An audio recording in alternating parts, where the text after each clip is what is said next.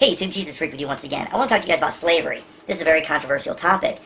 A lot of people hold up slavery within the Bible and say, look, this is the reason I refuse to follow your God, because I think that is immoral. And people think that God is wrong for allowing slavery. What I want to do is I want to talk to you guys about how people have misunderstood. What is slavery? I think all of us are familiar with the negative imageries of secular slavery. We're, all well aware of the racial and ethnic divide that was brought about because of and by slavery.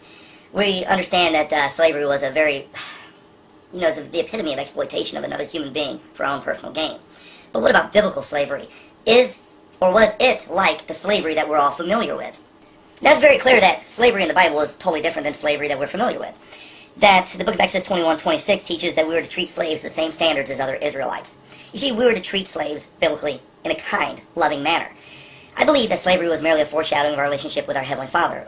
We showed the relationship between us and our Heavenly Father by the way we interacted with other human beings. You see, God is the master, we are the servant. And in our mortal lives, sometimes we are in the position of being the master to someone else. And we were to emulate our relationship with God by the way we treated those that were in a position of service to us. Now you may say, well, why should we ever be in a position of service? That right there is ugly. Why should we have slavery? Well, according to the Bible, there was 3 reasons for slavery: debt, conquering, and restitution.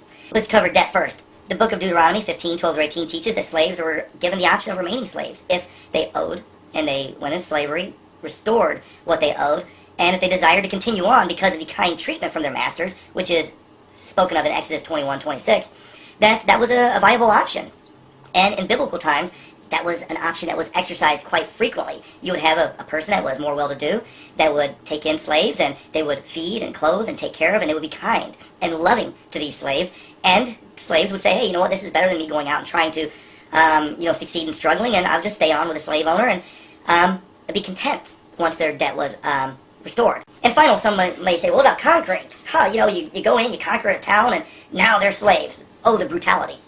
Actually, as I said earlier, sin is one of the reasons of slavery. Sin and debt. You have to remember that God is sovereign, and God deemed that nations were wicked and idolatrous, and He would allow them to be conquered. Israel would march in, and they would be conquered. But what's interesting is, they were not conquered merely by the sword and forced into slavery. The leaders would actually, go to the town and say, hey, give up, surrender, and you can be our slaves.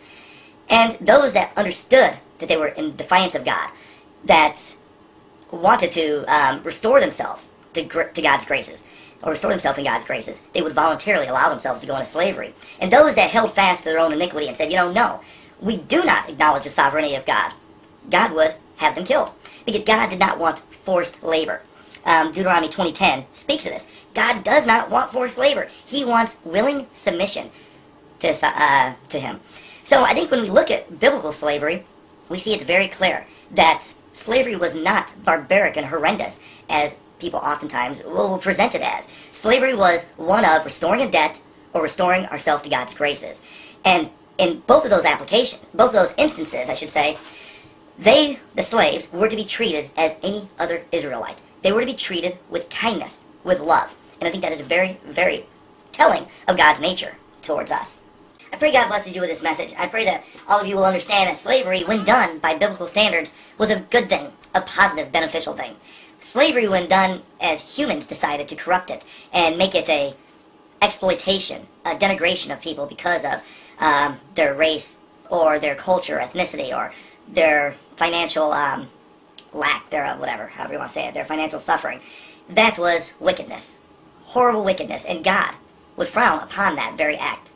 That's why we need to differentiate biblical slavery from secular slavery. God bless.